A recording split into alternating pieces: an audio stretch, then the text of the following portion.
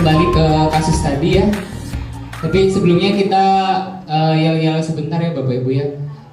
Seperti tadi kita yel-yel guru manajerial lagi ya Bapak Ibu ya. Siap Bapak Ibu? Oke, siap.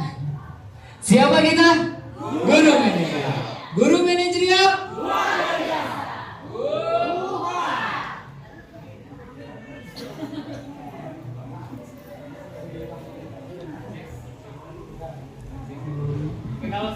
Tes, tes. Cek 1 2 3. Oke Bapak Ibu, kita akan mempelajari ke posisi kontrol ya Bapak Ibu ya. Next. Jadi kita akan belajar ke posisi kontrol Bapak Ibu.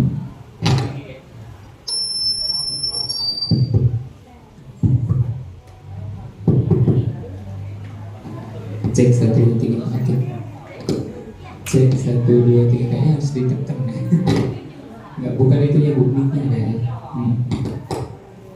Oke Bapak Ibu, jadi kita akan mempelajari 5 posisi kontrol menurut Diani Gozen. Jadi menurut Diani Gozen itu posisi seorang guru Bapak Ibu ya, itu ada 5 Bapak Ibu di dalam memposisikan diri untuk membudayakan budaya positif di sekolah atau mendisiplinkan siswa-siswa kita ya Bapak Ibu ya. Yang pertama adalah penghukum ya. Yang penghukum dengan ciri-ciri yang ada di situ ya Bapak Ibu, bisa kita baca bersama ya. Ciri-cirinya biasanya dia akan mengatakan patuhi aturan saya atau awas ya. Biasanya seperti awas kau udah nurut. Kau bawa HP lagi, aku panggil untuk kau. Kendak lah kau. Next, kamu lagi telat terus. Oke, belum sampai situ. Oke, saya biasanya kata-kata yang diberi seorang guru yang memposisikan sebagai penghukum adalah seperti yang di samping situ ya.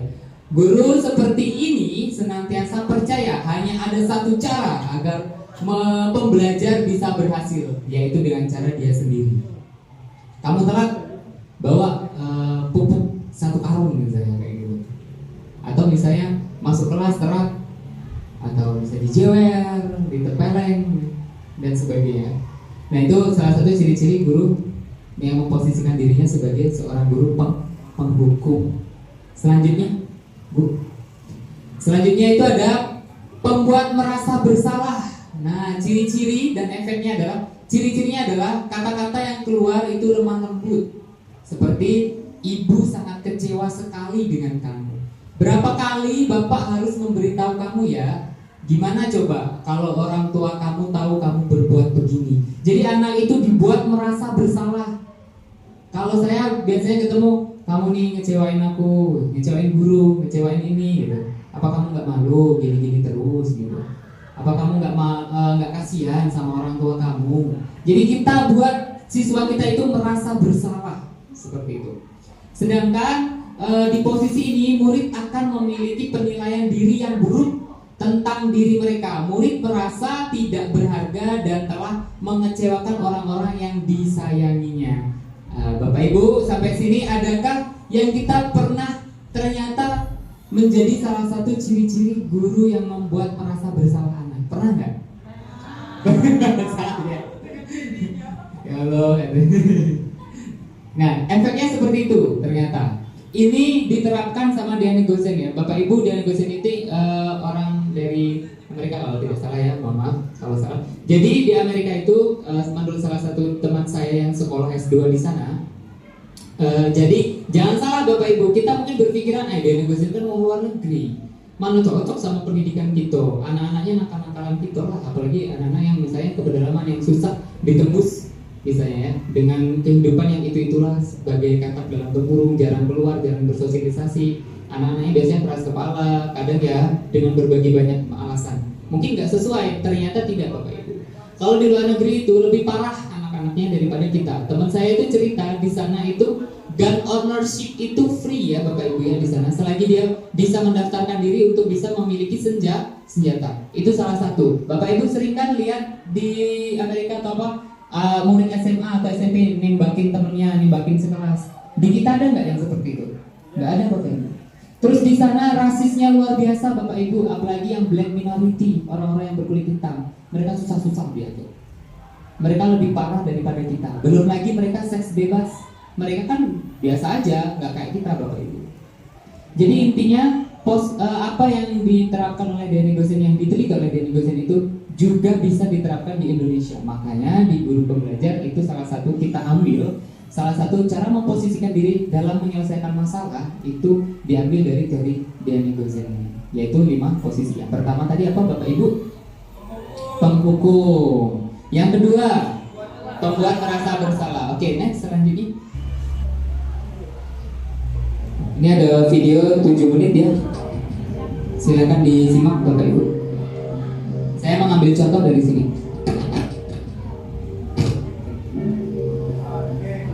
Naren, sini kamu. Selamat pagi Bu. Selalu terlambat.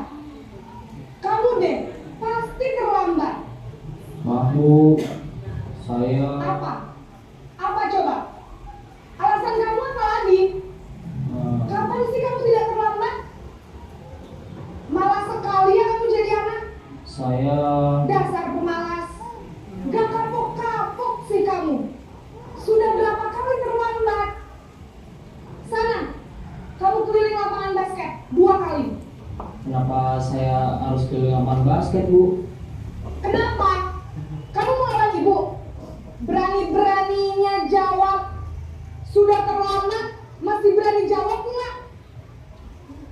Sekarang, keliling lapangan basket 5 kali sekalian. Biar kapok. Cepat. Pergi sana ke lapangan basket. Ayo Bapak Ibu, siapa yang itu? Posisi mungkin saya itu dulu. Pembuat merasa bersalah.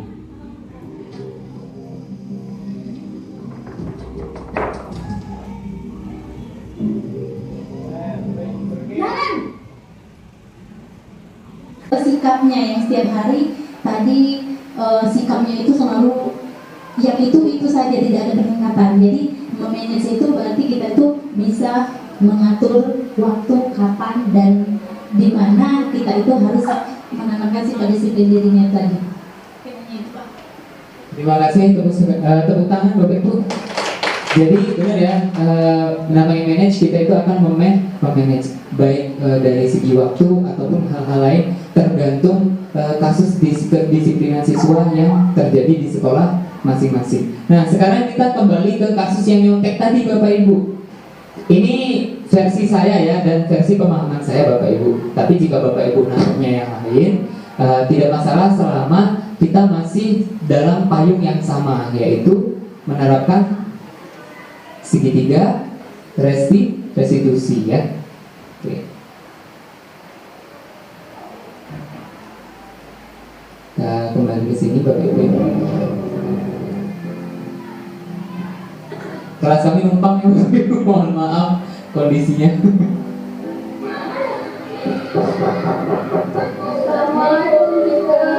Waalaikumsalam, Rizky Resdo, silakan masuk. Ini ruangan, segala ruangan Bapak Ibu, ini tempat tidur guru juga. Tahu kan kenapa kalian dipanggil ke sini? dia bisa ngomong bahwa itu seksual.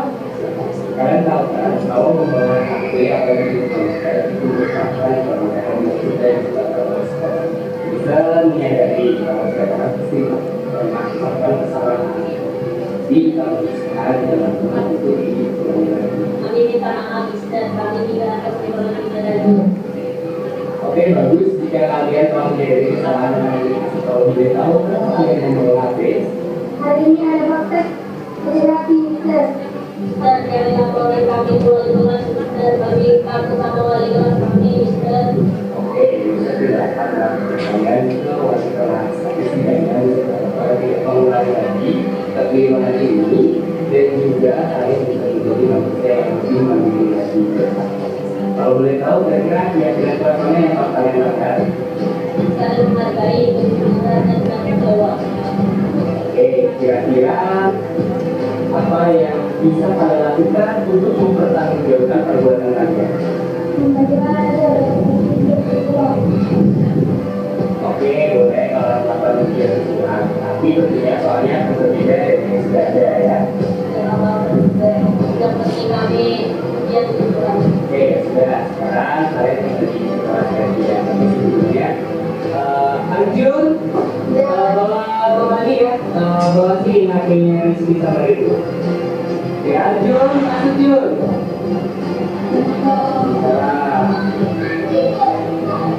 Ini dulu. Lihat. Jangan diulangi lagi ya. Oke.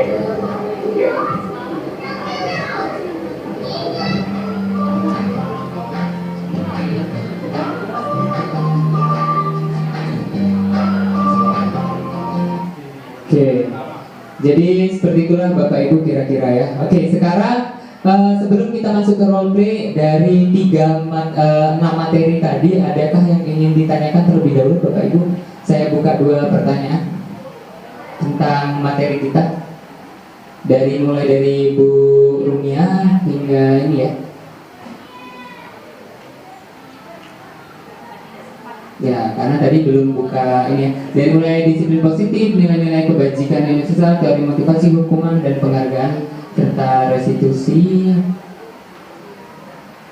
Kemudian ada keyakinan kelas, kebutuhan dasar manusia ya. Kemudian yang terakhir adalah posisi kontrol dan segitiga restitusi. Adakah yang ingin didiskusikan Bapak Ibu? Tidak ada? Bapak-bapak, dulu terus yang dipanggil. Iya, boleh. Mas. Terima kasih. Assalamualaikum warahmatullahi wabarakatuh. Pertanyaan saya Pak ya, kalau kita sudah membuat keyakinan kelas ya, sudah sepakat, sudah ditandatangani, tetapi yang kita buat itu masih dilanggar oleh siswa. Nah, apa yang harus kita lakukan? Terima kasih. Bu Mun bisa bantu jawab? Jika sudah membuat keyakinan kelas tapi masih ada siswa yang melanggar, bagaimana? Di kelas Bu Mun sudah keyakinan kelas? Yang saya biasanya itu tidak lakukan diskusi.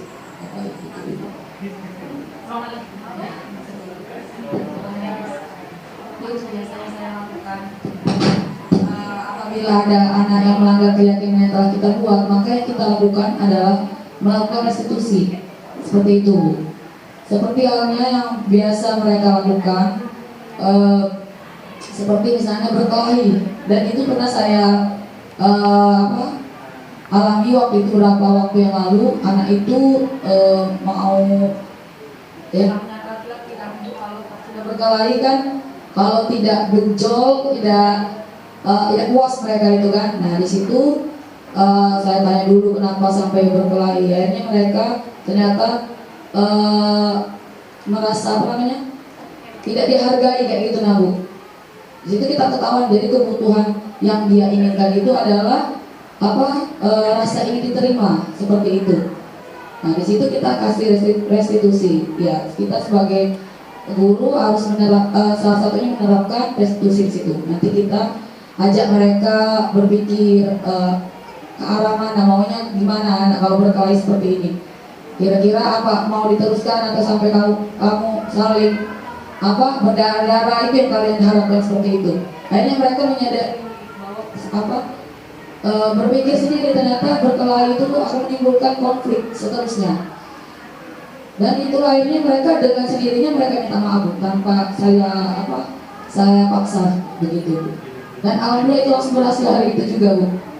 Statement atau pendapat, kenapa kok penghargaan kok tidak boleh? Kenapa penghargaan itu menghukum? Kenapa penghargaan itu merusak hubungan?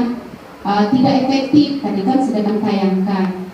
Silakan Bapak Ibu boleh itu ditanyakan, nanti kami berbagi apa yang terbaiknya. Boleh Bapak Ibu? Mungkin selama ini kita kan selalu ada penghargaan, dikasih iming-iming Kak, kalau kamu misalnya kami kasih hadiah 100.000 kalau kamu menang. Kami kasih, kalau tidak dengan iming-iming permen, apa ya, coklat. namanya penghargaan itu kurang tepat. Mungkin Bapak Ibu boleh silakan bertanya. Nanti Pak Agus juga boleh nanti menguatkan. Boleh Bapak Ibu? Ada yang bisa bantu jawab? Oke, silakan Pak.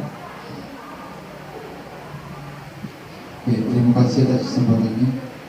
Izinkan saya menjelaskan sedikit mengapa penghargaan itu bersifat menghukum.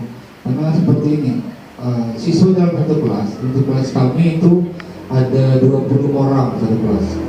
Yang dapat penghargaan paling hanya 1-2 orang. Sisanya 18 itu merasa berarti saya dihukum. Karena apa? Karena tidak mendapatkan penghargaan. Mayoritas yang mana? 18. Memang di setiap sekolah kita pasti minoritas lah yang mampu mendapatkan perhatian kita dalam hal materi, dalam hal penguasaan presentasi dan lain sebagainya.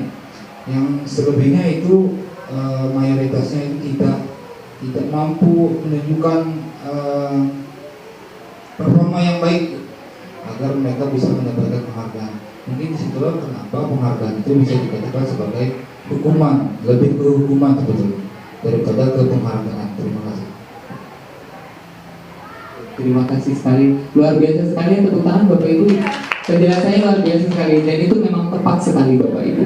Bapak Ibu coba sekarang kita renungkan bersama seperti ini. Jika memang ada beberapa guru yang sempat kita diskusi bareng, mereka kurang setuju jika penghargaan dikatakan sebagai penghukuman. Jadi seperti ini.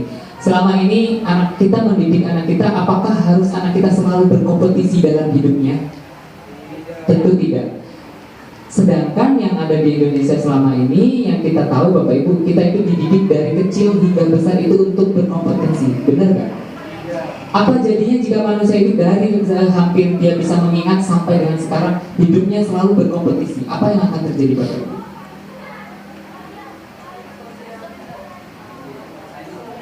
Persaingan satu sama lain, itulah yang terjadi sekarang yang menimpa diri kita. Karena kita ini adalah, terutama saya adalah produk bukan dari restitusi Bapak Ibu. Saya adalah produk dari konsekuensi dan hukuman. Saya mungkin saya tidak tahu dengan Bapak Ibu ya. Kalau saya pribadi, saya adalah produk dari hukuman dan konsekuensi. Jadi dalam hidup saya, begitu saya bisa mengingat, ya pokoknya saya harus juara 1 atau kan juara 2 atau harus ranking segala macam. Apakah saya akan memikirkan teman-teman saya yang tertinggal? Oh, tidak sekali. Saya tidak ingin tertinggal. Saya tidak akan memikirkan masa bodoh. Walaupun anak itu baik, rajin sholat segala macam, tapi ada jiwa kompetisi di dalam dirinya yang meninggalkan teman-temannya di belakang. Itulah didikan Indonesia selama ini Bapak Ibu. Apakah Bapak Ibu setuju dengan hal tersebut? Secara tidak langsung kitalah yang membuat anak-anak kita seperti itu Bapak Ibu. Terutama saya pribadi. Saya juga termasuk orang yang senang memberi penghargaan. Saya belikan coklat, kalau bisa menjawab saya kasih coklat. Ternyata yang seperti itu tidak benar Bapak Ibu. Motivasinya sesaat, cuman saat itu. Jadi selama ini apa yang telah kita lakukan? Bagaimana dengan posisi kita? Apakah kita mampu dalam posisi manajer? Apakah kita mampu dalam posisi sebagai teman? Tentu selama ini kita mengira, oh ternyata menjadi teman bagi anak-anak itu sudah cukup. Itu adalah hal yang terbaik. Ternyata tidak Bapak. Karena kenyataannya begitu tidak ada kita, ya dia akan berbeda perlakuan dengan guru lain. Dia berteman dengan kita, belum tentu dia akan berteman dengan guru yang lain. Seperti itu. Jadi jika bisa menerapkan segitiga restitusi ini untuk kita semua Bapak Ibu, saya pribadi juga, ini merupakan sebuah pencapaian terbaru, sebuah cara mendidik yang baru untuk bagi anak-anak kita. Jadi anak-anak kita didik agar tidak menjadi orang yang selalu ingin nomor 1 tapi dengan cara yang negatif dan menjadi orang yang egois. Bapak Ibu, jika kita lihat orang yang di atas-atas sana ya, yang bikin kebijakan segala macam itu sering tersandung yang namanya kasus korupsi. Itu adalah produk dari sebuah penghargaan juga Bapak Ibu. Percaya atau tidak? Kenapa mereka bisa ada posisi di situ? Karena mereka ingin bersaing, ingin menjadi yang terbaik. Setelah mereka menjadi yang terbaik, dia akan bersaing lagi. Mungkin dengan melebihkan hartanya, dengan segala macamnya. Itu yang ada di diri mereka, karena tidak ada motivasi intrinsik. Jadi selama ini kalau misalnya Bapak Ibu yang sudah ikut Bimtek Budaya Positif, mari Bapak Ibu kita bersama-sama. Dari satu orang ini kembali ke sekolahnya sudah ada berapa guru yang sudah bisa kita ajak untuk bisa mendisiplinkan siswa dengan cara budaya positif, dengan bisa menerapkan segitiga restitusi. Bayangkan, nanti dari orang itu dia akan cerita lagi. Nanti dari anak-anak yang dia didik tumbuh menjadi anak-anak yang seperti itu yang kita inginkan. Insya Allah Kabupaten Pali nanti akan maju Bapak Ibu. Insya Allah ya Bapak Ibu ya, di luar dari segala aspek-aspek kemungkinan yang terjadi seperti itu. Bagaimana Bapak Ibu? Apakah kita siap menjadi guru manajerial? Siapa kita? Guru manajerial? Oke, kita pada aktivitas terakhir Bapak Ibu ya. Silakan dibagi dua kelompok, Suprayan 1 sebelah sini, Suprayan 2 dan 3 sebelah situ Bapak Ibu. Silakan. Ini kegiatan kita terakhir. Ada dua kelompok. Saya kasih waktu 10 menit untuk bikin role play. Jadi nanti ada yang menjadi siswa, ada yang menjadi guru, ada yang menjadi pemeran figuran. Ya, silakan berdiskusi. Terus silakan berdiskusi juga masalah yang timbul itu seperti apa. Silakan berdiskusi juga bagaimana cara menerapkan segitiga restitusi dalam permasalahan tersebut. Bagi yang sudah ready nanti langsung maju ke depan untuk mempraktekannya. Setelah mempraktekkan dari misalnya yang maju Suprayan 2 dan 3, berarti Suprayan 1 akan menulis refleksi atau evaluasi dari temannya yang maju. Setelah itu silakan nanti Suprayan 1 menempelkan komentarnya di karton Suprayan 2 dan Suprayan 3. Begitu juga ketika Suprayan 1 maju, berarti Suprayan 2 dan 3 memberikan komentarnya dan ditempelkan di Suprayan 1. Bisa Bapak Ibu? Oke, 10 menit dimulai. Waker itu, Bu. Stopwatch. Sudah ada di sini? Enggak ada. Pakai HP aja ya. Oke, silakan Bu. Mana ini itu ya? Oke, saya lihat dari jam saya ya Bapak Ibu. 10 menit dari sekarang, silakan. Silakan Bapak Ibu pilih dulu itunya apa? Pemainnya dulu Bu. Nanti tentukan ininya apa? Permasalahan pelanggarannya mudah-mudah saja dulu Bu. Berkelahi atau bagaimana Bu?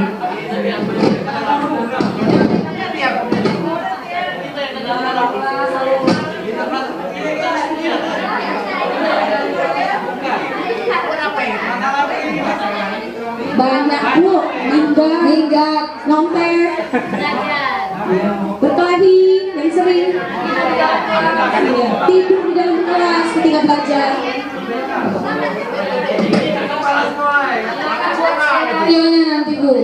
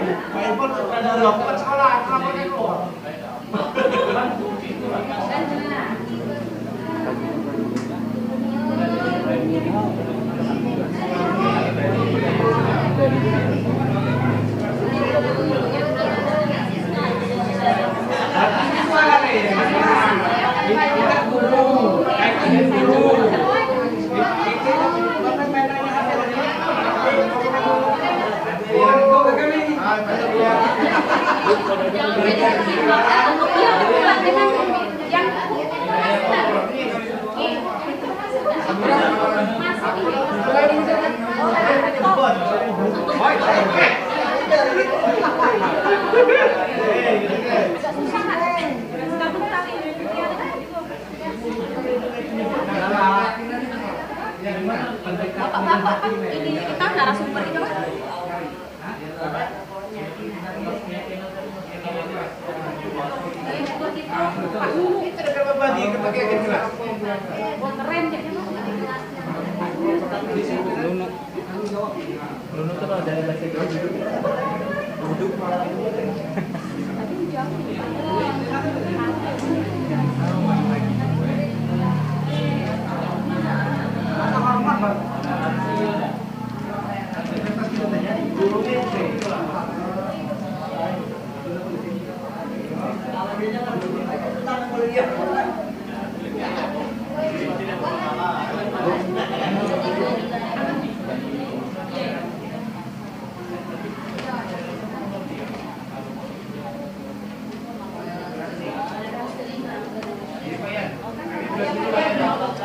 tentunya kita lihat guru-guru portfolio ibarat ibaratnya seperti film.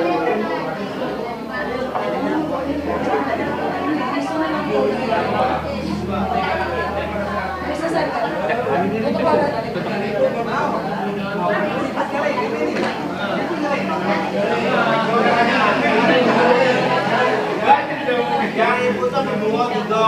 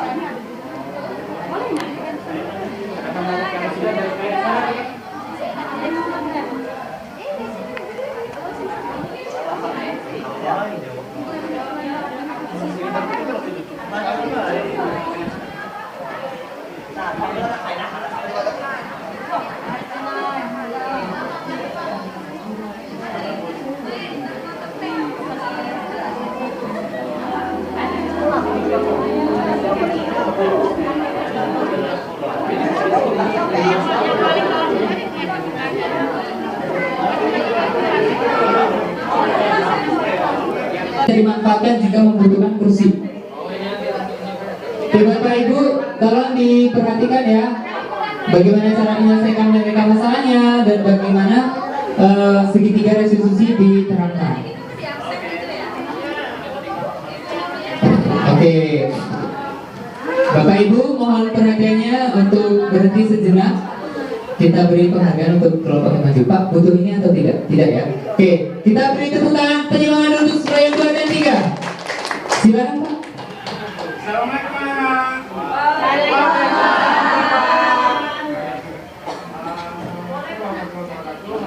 Kita akan belajar pada KTS. Materi kita hari ini adalah buka, bentak, dan luas kegiatan Indonesia. Bagaimana anak guru? Bagian Bapak akan menjelaskan. Saya akan contohkan. Nanti kalau ada pelajaran selesai, akan ada Bapak ya. Oke.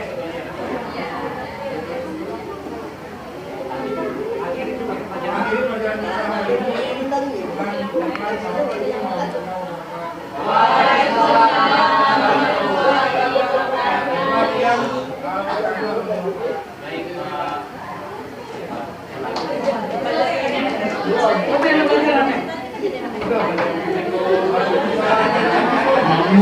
ngamuk ya. Pak Ian nakal, bagus Pak Ian nih.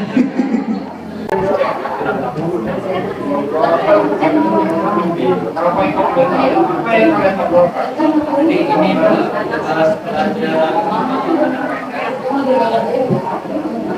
ini kalian tahu bahwa mengobrolkan mata pelajaran lain pada saat mata pelajaran guru yang berbeda itu melanggar.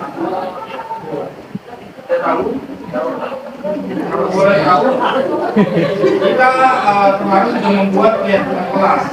Apa saja keyakinan kelas yang telah kalian langgar?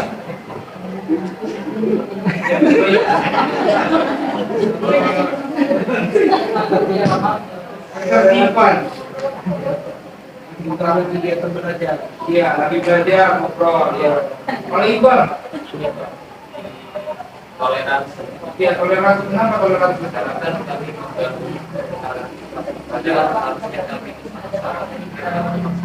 Iya, itu lagi coba. Lagi.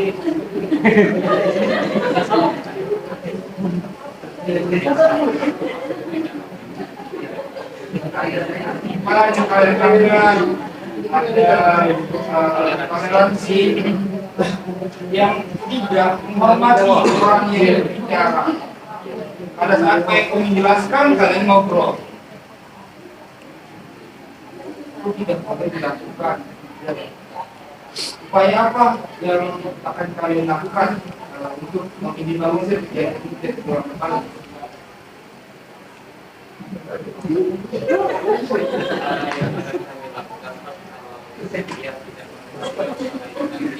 Kami akan mengerjakan PR tidak pada sekolah harus sesuai dengan PR di rumah dengan PNS kalian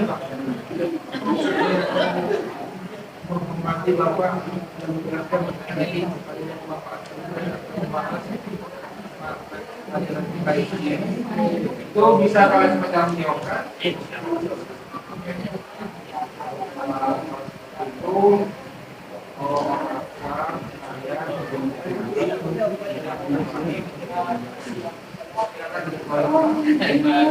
kasih.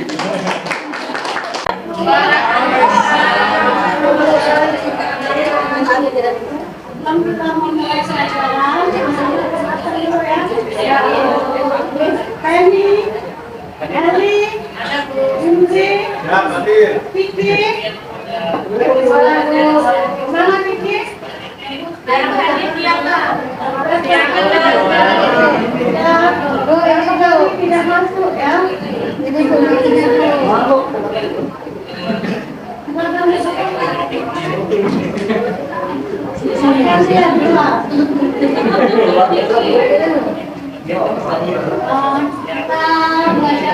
belajar tentang IPA ya. Jelaskan dulu apa itu lingkungan. Ada yang masih ingat lingkungan? Lingkungan itu yang ada di sekitar kita ya. Jadi hari ini kita belajar lingkungan biotik dengan abiotik ya. Jadi kalau biotik itu benda mati ya, banyak kursi, meja, apa lagi yang tahu? Ini coba. Kalau ini lingkungan biotik, misalnya dalam kamu ya, aku ya, kalau siang nanti mengajak ibu ke BK. Terima kasih. Wassalamualaikum warahmatullahi wabarakatuh.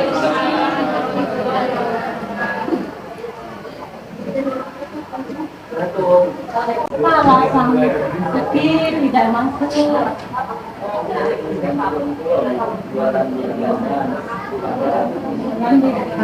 Kenapa pikirannya? Ada yang bisa membantu selain membantu keluarga untuk berjalan. Adanya masyarakat.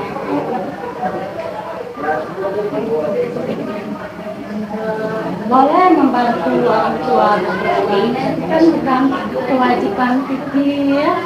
Kadang membantu jalan itu kan mungkin sering tidurnya lambat, sekolahnya jadi terlambat. Jadi menurut Kiki apa yang salahnya dibuat?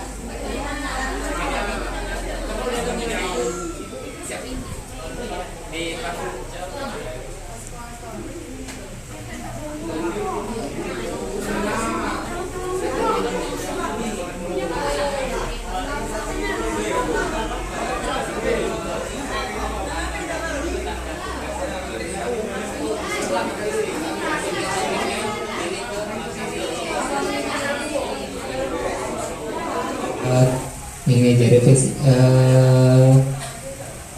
ini punya siapa ya ini ya? Orientasi menarik, menyenangkan dan solutif dengan kondisi terkini. Evaluasinya waktu lebih di manajemen, kurang untuk diskusi soalnya. Waduh, ini seneng banget sih. Punya siapa ini Bapak Ibu? Oh, punya Pak Iqbal. Oke, silakan Pak Iqbal diutarakan refleksi pada hari ini Pak Iqbal. Oke, baik, bismillah. Untuk refleksi kegiatan hari ini, menurut saya materi yang disampaikan oleh para narasumber itu sangat menarik sekali ya Bapak Ibu, karena benar-benar menggambarkan situasi yang ada di sekolah kita masing-masing seperti itu. Jadi apa yang sudah disampaikan tadi itu bisa menjadi ilmu dan wawasan baru bagi saya seperti itu. Dan saya pikir untuk kita semua, bukan saya pribadi. Kemudian menyenangkan memang materi yang disampaikan, menarik dan solutif, itu benar, sudah mewakili hal itu tadi. Untuk evaluasinya menurut saya memang kurang dari segi ini ya, sangat kurang sekali untuk diskusinya, karena tadi saya sebenarnya ingin bertanya tadi terkait dengan apa namanya reward adalah hukuman. Bagaimana kalau situasinya dibalik? Kalau misalkan kita memberikan penghargaan semua kepada siswa, meskipun siswa itu apa namanya kurang usaha atau nilainya buruk atau bagaimana, tetap kita berikan reward dengan kita mencari celah bahwa kamu sudah berusaha maka saya berikan kamu hadiah. Maka bisa menerapkan restitusi itu dimulai dari kelas 3 Pak ya. Berarti kita, karena kita segitiga restitusi itu harus ada timbal balik dan kolaborasi antara guru dan murid Bapak Ibu. Jika muridnya tidak bisa menanggapi atau karena muridnya belum nyampe situ pemikirannya atau ABK, maka segitiga restitusi maka belum bisa diterapkan. Maka posisi apa yang terbaik bisa kita ambil yaitu yang paling mendekati. Mungkin bisa teman dicampur dengan pemantau seperti itu. Dan kita hindari menjadi guru yang membuat anak merasa bersalah dan juga menjadi guru penghukum. Mulai dari sekarang cita-cita kita adalah menjadi apa Bapak Ibu? Guru manajer. Guru manajerial ya, yang jelas yang kita ingin udah namanya, yang kita ingin tuju. Dan hal ini semoga bisa membantu kita untuk mencapai nilai-nilai kebajikan universal, yaitu profil pelajar Pancasila. Siapa kita? Guru manajerial. Guru. Silakan nanti tagline-nya bisa di-copy dan diterapkan di sekolah masing-masing ketika akan membudayakan budaya positif. Jadi intinya mulai dari sekarang Bapak Ibu, cita-cita kita dalam mendisiplinkan siswa adalah menjadi guru manajerial. Dari saya mungkin ada yang ingin ditambahkan Bu Rumi dan Bu Mun. Oh ya.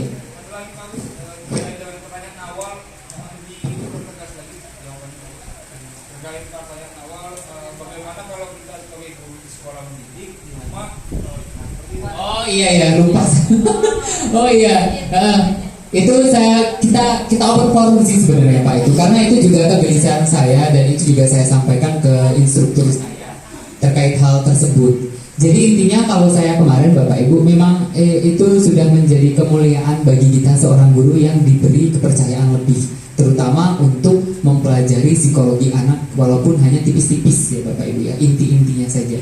Jadi kita jangan pernah bosan dan lelah. Kalau misalnya sabar masih ada batasnya, itu bukan sabar namanya Bapak Ibu. Seperti itu yang instruktur saya sampaikan. Jadi kalau kita lelah Bapak Ibu, ya sampai situlah maka kita bisa mendidik anak tersebut. Tapi jika kita tidak pernah lelah, kita ambil analoginya seperti batu yang terguyur oleh air. Ya, lama-kelamaan juga akan terkikis. Bahkan batu karang pun lama-kelamaan juga akan terkikis. Jadi intinya Bapak Ibu itu terpanggil dari jiwa kita masing-masing. Kita ingin merubah Indonesia seperti saya bilang tadi. Kita tidak mungkin akan menciptakan seorang siswa yang seumur hidupnya hingga ke liang lahat harus berkompetisi. Seperti itu. Bagaimana Bapak Ibu? Mungkin ada ini lagi tambahan sebelum saya tutup?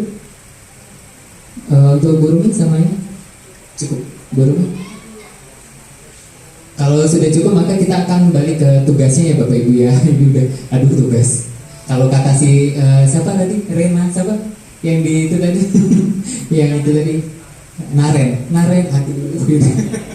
Jadi tugasnya Bapak Ibu kalau sebenarnya bikin video dan segala macam itu request dari pengawas ya supaya bisa terbukti. Cuman bagi kami bertiga Bapak Ibu yang penting Bapak Ibu ada surat tugas yang kalau sekolahnya ada 3 orang atau 2 orang jadiin satu saja.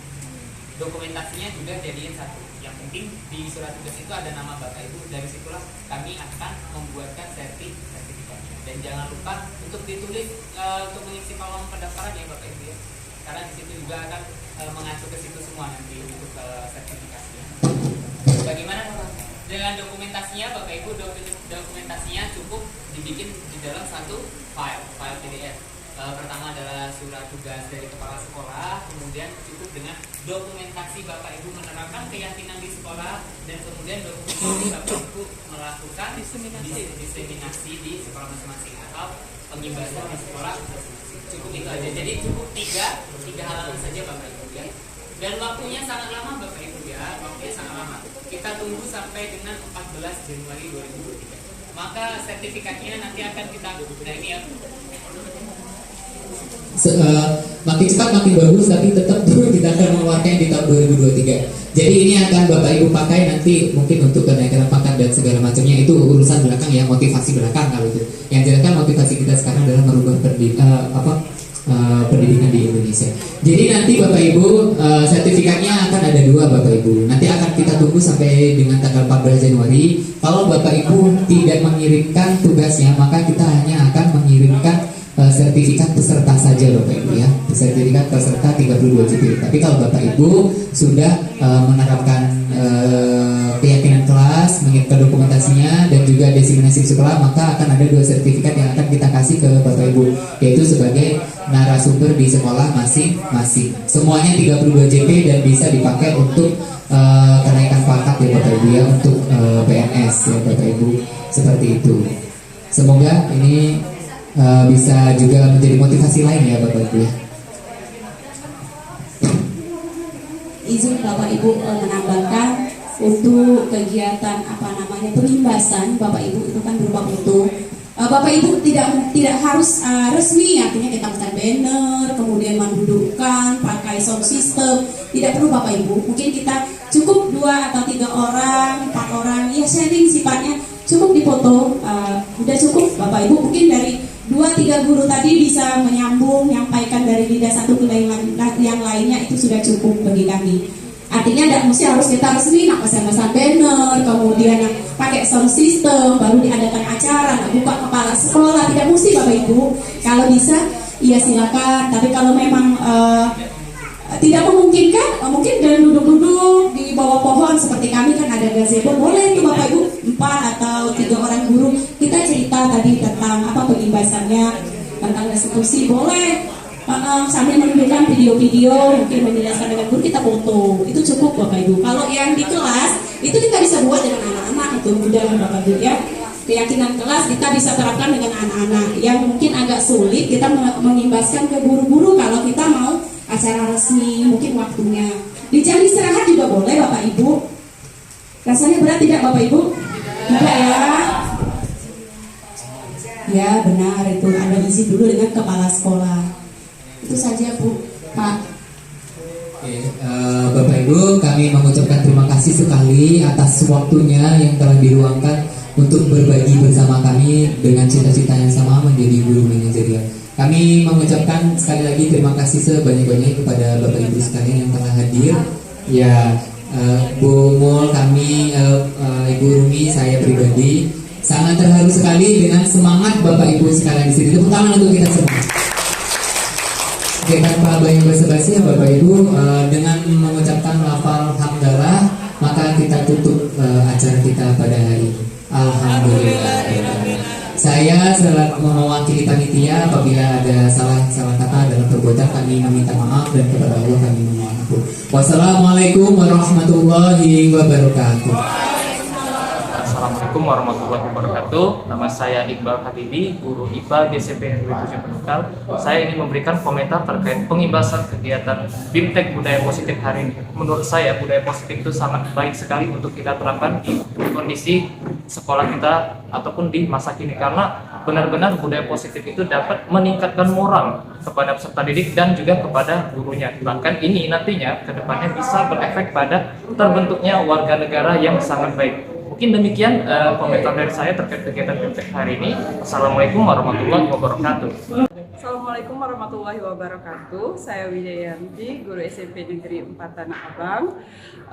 Menurut saya, setelah belajar dari BIMTEK budaya positif hari ini, saya lebih tahu bagaimana seharusnya memperlakukan siswa yang baik dan benar, dan semoga dengan BIMTEK ini saya bisa menerapkan ilmu yang sudah dipelajari sehingga murid-murid kami nanti bisa lebih baik lagi. Terima kasih. Assalamualaikum warahmatullahi wabarakatuh.